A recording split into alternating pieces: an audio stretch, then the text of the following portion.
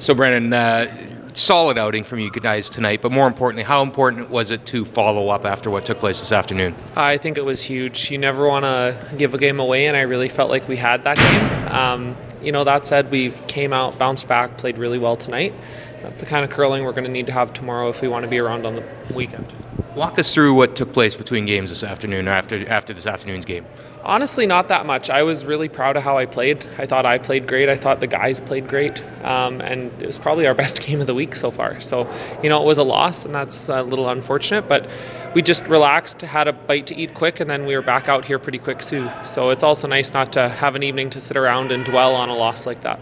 Look ahead to tomorrow and what's on the plate tomorrow. Obviously, it's pretty simple. Win a couple and you're in real good shape. Do you overthink it beyond that?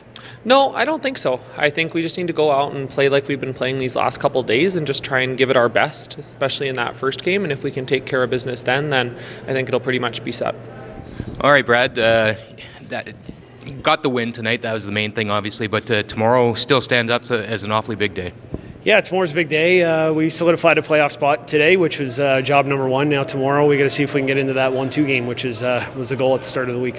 Yeah, how much value do you put on that? Obviously you've had success in it before, going that route. Do you put that big a value on it, or is it just take it as it happens? Yeah, I put a lot of value on it. We've been in it, I think, the last 4 years or 5 years. It gives you 2 chances to get in the final, which is always nice because you're going to be playing a strong team. So sometimes you can play a great game and not win it, so at least you got a second chance to do it.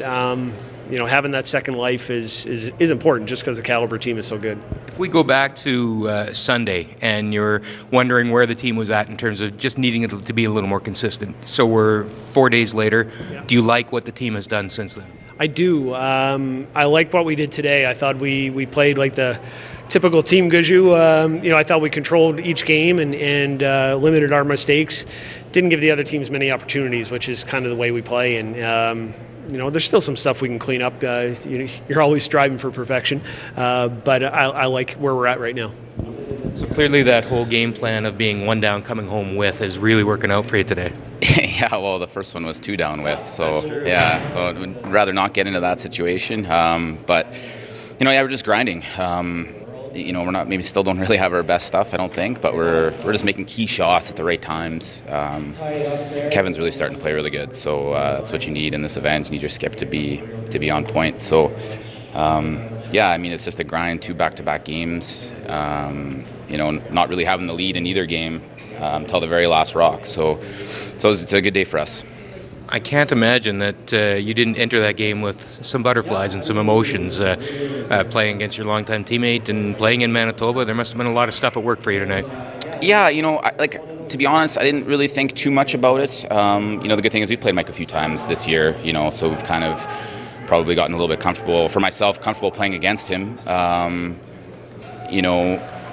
I guess you don't really know going into a game like this, being a little bit of a trader, going to a different province, playing in your home province, maybe what the crowd's going to be like. You never know. But pretty comfortable. Didn't really think about that too much. Just try to settle down from really the first game. It was high emotions at the end, and we have to collect ourselves and just try and get ourselves making some more shots collectively as a team. So that's kind of where the focus was. So look ahead to tomorrow. 2 games. Win at least one of them. You're in that 1-2 game, I'm sure. But is there something to be said for going through a round robin unbeaten? That's definitely not the goal. The goal is to get into that 1-2 game, hopefully with Hammer. If we have to go undefeated to do that, then we're gonna go hard for that. But you never think you're going to go through this field undefeated. It's an amazing field, and you have to get breaks. And we're getting those right now. And that's the only way to go undefeated. So. We'll just take it at 1 game at a time. We've got Saskatchewan tomorrow at 2, and that's what we're going to be focused on. How was your Thursday? It was a good day. It was a good day.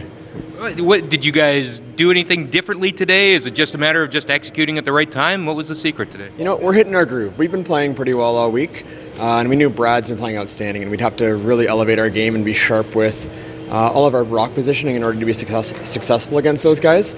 We got a couple breaks early in the game. We made Brad make a really tough 1-1 in a new spot. And that kind of set the tone for the game. We were always able to control the scoreboard. and that helped us later on in the game.